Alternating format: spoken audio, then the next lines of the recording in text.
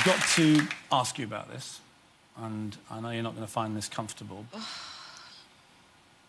Do you remember where you were when you first heard the allegations that Amy Walton was making, that Ashley had cheated on you with her? Yes. At home. And how did you hear? From a phone call. From Ashley? No. It was, you know, it's funny because hearing you back now, it's like a, you know, I'm saying things I've never heard myself say.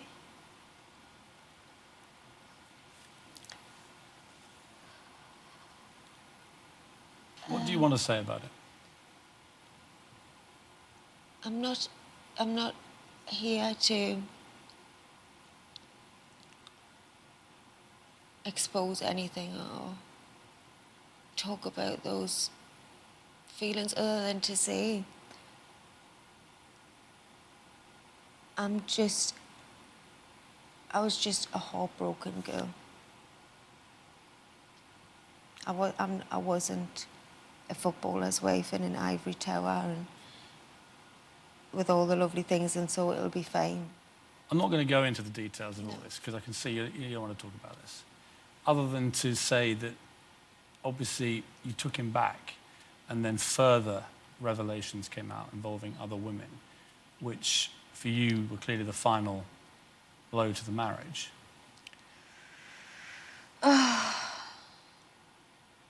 don't really want to say anything other than anybody that's been through a divorce knows it's one of the toughest things that you could go through. And on such a public scale, and not being able to have the privacy you need to deal with those feelings is really, really hard. Is that one of those times when you just wish you were anonymous? Yes. You weren't Cheryl Cole, you were just... You just want to go home to Newcastle. Hate. Do you still speak to Ashley at all? Yeah. Often? You have regular conversations? Or? I hope one day that we can be friends. Just have to get through the obstacles. Do you think he still wants you back? I don't think he ever wanted to let her go. We had a great relationship. Don't get it. Do not get it. Don't get it. Be best friend.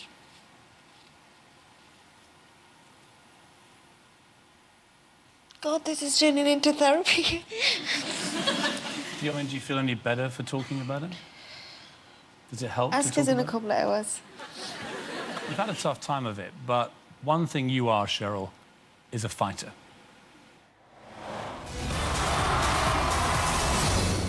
Cheryl's been an X Factor favourite now for over 2 years. She's got a great heart, Cheryl. That's why people like her. I think the industry's missing a boy band. You're cute, you're really cute. Yeah. Thank you. I think I remember just thinking you was made for this job. Girls allowed? Oh, yeah, man. Oh, yes. It's all in her eyes. You watch Cheryl Cole's eyes during an audition, you can see the way that she's feeling, and that's what makes her unique. I've never seen anything like it in my life. Throughout her time on the show, she's lived her private life in public. Cheryl's a fighter, clear as day. I mean, what she does, she's been through a lot. She fights through it, and she doesn't give in.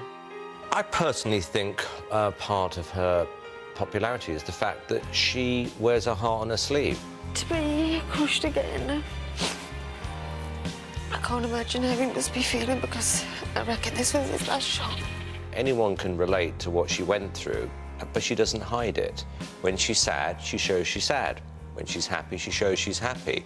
But she also knows that other people have gone through what she's gone through, so she's not living in some weird fairy tale world. You know, she's a realist. She's not somebody who feels sorry for herself.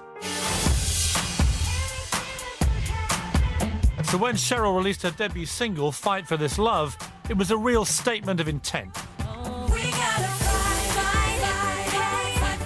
She wanted to get her message across, and she did.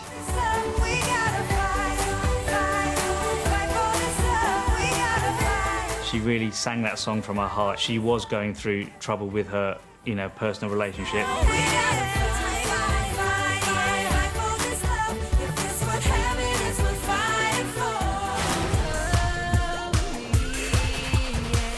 Cheryl's single, Promise This, marks a new chapter in her life.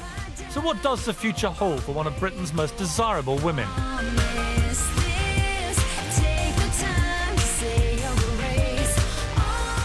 I think I'd just like to see Cheryl with somebody who would bring out all the best qualities in her. I hope she falls in love again. There's speculation whether or not she's found it now. If she has, I'm really pleased for her. I'm sure, you know, it'll come a time that she'll find love again. And she will blossom even more than she is now. The main thing I want for her is to be happy. You know, that's all I want for her, and that's all I think anybody wants for somebody that they care about.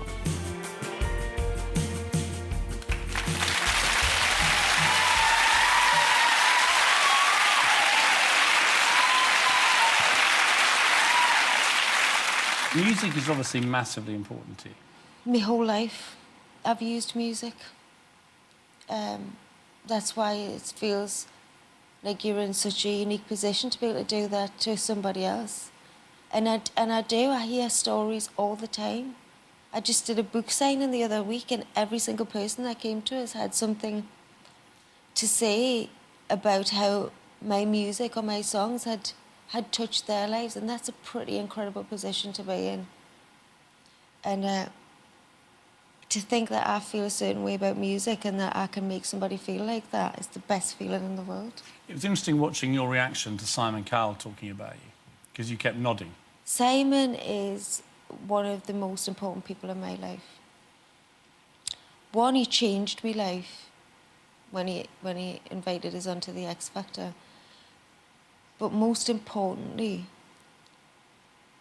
he gets it. He gets me like nobody else, and I've never met anybody like that before. What does he get?